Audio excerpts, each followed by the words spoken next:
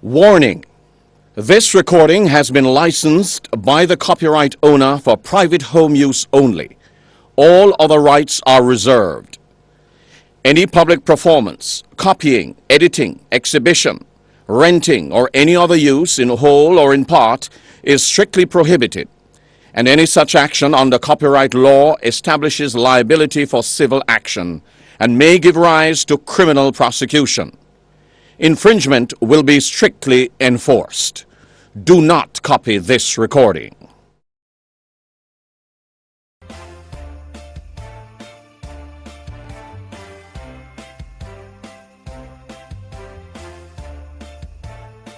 Doesn't it feel like the summer holidays just wrapped up the other day? Well, it's already time to be preparing for the Christmas break. And here to help us bridge the balance between having fun and keeping the brain active is education specialist Dr. Carla Hilton. She's going to tell us how. Morning. Good Welcome, morning, Sladden. Lydia. Morning, Morning. Let's, it's a delicate balance. Yes, Because Christmas time has its own energy. that's true. That's And true. when you put the lights and the ornaments and everything together, I don't know, Dr. Carla, how does that work? What's the balance? First of all, why do you need to strike a balance in the holidays? Well, you know, the holiday break is actually quite short. So we still want to keep the brain active, and some students actually go right back into examination. Some schools have internal exams in January. Right? Some of the high schools, they have internal exams in January. So, you know, we still have to make time for review, right? So even though we want them to have fun, they still have to find maybe even 2 to 3 hours each day to do a little review, and that still leaves ample time for fun. Right? And when we say review, Doc, you were just speaking about the high school students. You're saying to flip through the books. And are we to guide them in how to review? Because, I mean, we say review. How do they study? How do they run through their notes during the holidays? Well, in those 2-3 hours? I would want to hope that they have been reviewing since September, right? So, you know, because consistency is the key, right? But it is important for them to read over notes, make additional notes, and I always recommend rewriting notes and then adding to it, you know, using the internet, you know, reliable sources from the internet as well as their textbooks to add information. They can write down questions as they go along, and then, you know, when they're finished, you know, they look back at the questions and try to answer them. They also need to practice from worksheets, practice from past paper questions, depending on the age of the What kind of activities can the parents do with the children over the holidays to promote learning? Okay. This is particularly important with the younger kids, you know, especially activities in the kitchen, for example. You can strengthen mathematical skills, reading skills, have them cook with you, you know, read the recipes. Baking the cake, 2 eggs. Right. Half a teaspoon of this. Double the recipe, half the recipe, whatever it is, you know. Gift wrapping is important. Get them active with that. They'll be helping you, plus they will be learning skills, you know, motor skills, fine motor skills, cutting the appropriate size for the gift paper.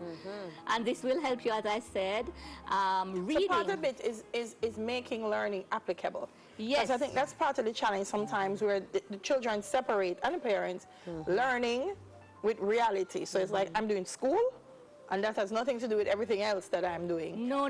I mean, students learn more when we can apply learning to real life situations. I think some parents need some lessons, you know, ed specialists like Delio, because we don't know when you come home, especially if the classroom is boring. And I have a boy, and I was having a conversation, and they said, boys need to be stimulated a little bit more in the classroom, and I'm sure outside, because they're very active. What have you seen comparing boys and girls and education? Is there a different approach that has to be taken? Yes, definitely. Girls, in my opinion, girls are a little calmer and a little easier. You have a boy or a girl? I have both, a boy and a girl, right? So the boys take a little bit more patience, but it can be done, right? So you bring them with you to the supermarket, shopping, whatever you have them, you know, estimate the bill as you know, piling in the stuff, which they will love to add stuff as well. You know, have them estimate what the bill will be like. That's, you know, working their mathematical skills. Yeah. I like that. You know, I like that. I was saying to someone, we keep teaching our children to count peaches and pears and things that we don't have. strawberry and some things that Yes. in them head it just not connect, and we should be teaching them to count mango and guinea. Right, that's correct. That's correct. Things like that. And Aki, one of the challenges though, and it's not just the summer challenge, it's the Christmas challenge too, because it's the holidays, they get to sleep a little later. Christmas overeating happens. How do you make sure they still enjoy it without breaking them into a habit, or when school starts, Dr. Hilton, you have to say, wake up, why they can't wake up? Oh, yeah. Well, I really discourage having them sleeping in. I mean, I really think that you should try to maintain your sleep schedule. I mean, there will be exceptions as you have, you know, your little parties, your family events. And, you know, So you they can go to bed early on a school night. So during the holidays, still send them to bed early? I do that if there's no party or anything like that. Yes. But we can make the maintain- exception for the party. Yes, you But make you know, the some exceptions. households partying every night. Well, remember, you don't want them going back to school exhausted, so you know you still have to, you know, monitor, and it's a short break. It's just 2 to 3 weeks, right? So you can have the exceptions, right? And you don't want to encourage oversleeping because that makes them sluggish throughout the day. Right. Overeating now, I mean, you don't want your kids to feel deprived, but you know, you have to encourage them to eat with moderation, especially when it comes towards the sugary stuff, you know. And then make sure you're incorporating some physical activity every day so that, you know, you try to keep them healthy. And that's across all ages. Yes, yes, definitely. What about reading? You mentioned reading briefly earlier. What are some creative ways that we can stimulate reading during the holiday season? Well, it's always good if the parents could read with their children, regardless of the age. You know, it makes it a family affair. So find a Christmas story, a Christmas book. You know, you can give them either a Christmas gift or a pre-Christmas gift. I also wanted to mention the fact that they could also, if it is that they get an allowance, let's say pre-Christmas allowance, you could have them generate a budget, which would be useful. You know, What they can buy with teaching that. them mathematical skills. Also, you know, your teenagers, you could have them research other holiday traditions, such as Hanukkah and Kwanzaa, and let them come and inform the whole family. That is learning, you know, and that's stimulating the brain. It's true. So, you know, That's geography too. Right. Regions, different celebrations across the regions. That's very interesting. Okay, anything else that we've missed as we approach the holiday with our children, stimulating their brains? well, you know, another thing I think parents should try to use this break to assess what has happened in the first term. And therefore, by assessing what has happened, they can see if their children need any extra help, is there a problem going on at school, whether it be with teachers, with peers, with their subjects, and then this is a perfect time to address it. Time to talk. Right. This is the time. Oh, Lord. It And if sounds you like- can't do it, if you're not good at that subject matter as a parent, you can call Delia Harris.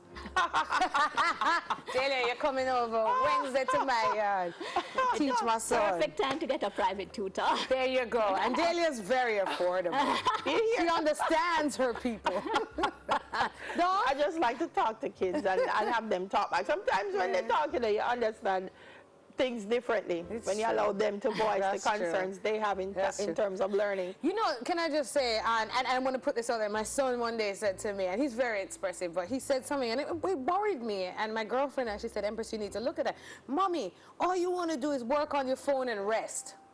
Okay. I said, how do you feel? I'm angry. I was like, oh my Lord, I thought I did everything with my son. I thought I gave him all of my energy and time when I'm around him.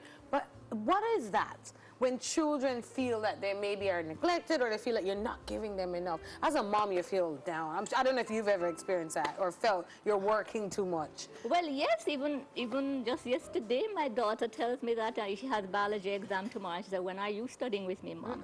And she actually doesn't need it. But, Yes. but They you want know, that. I felt guilty. I said, okay, I'm working too much. You know, maybe I'll have to cancel a class or something and just spend some time with her, you know. I like that you raised that because I know a lot of parents, but like for even the GSAT exam, whenever it's at school graduation, I say a round of applause for the parents who have passed their GSAT exam. Yes. Because they're always preparing.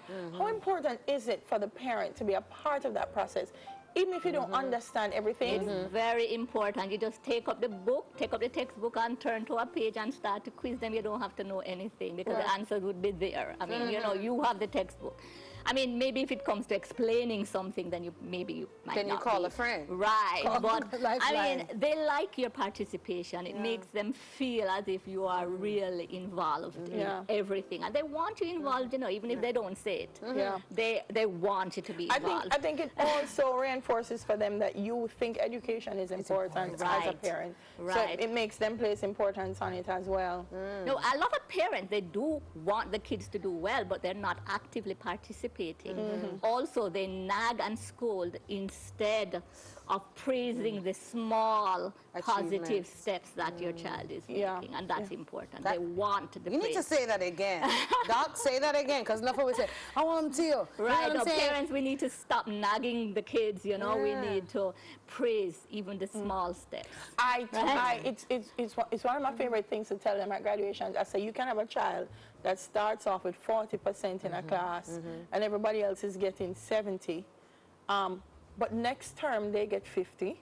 Everybody's getting 70.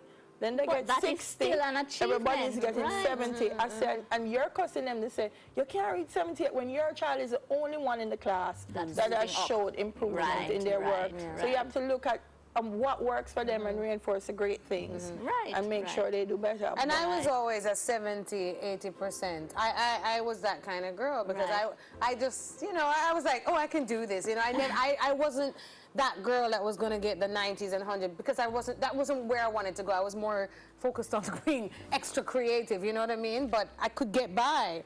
But I Imagine still... the one teacher impressing your class. I was the worst. I can tell you what, I rebelled. But the thing is, I turned out good.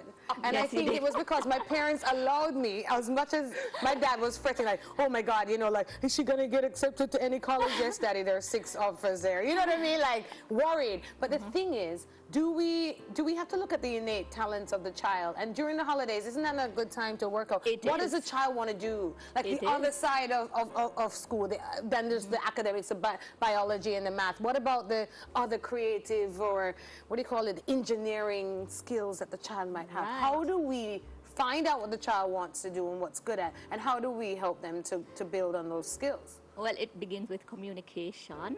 You need to always be speaking to your child, find out their likes, their dislikes. You also need to observe.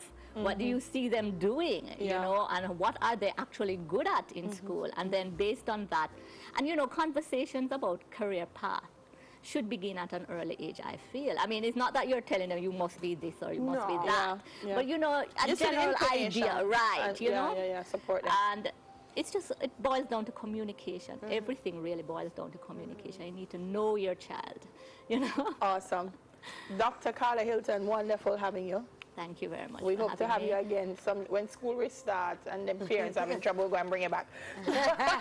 So, education specialist, Dr. Carla Hilton. More from Everton Blender after the break. This is Smile Jamaica. We'll still come back.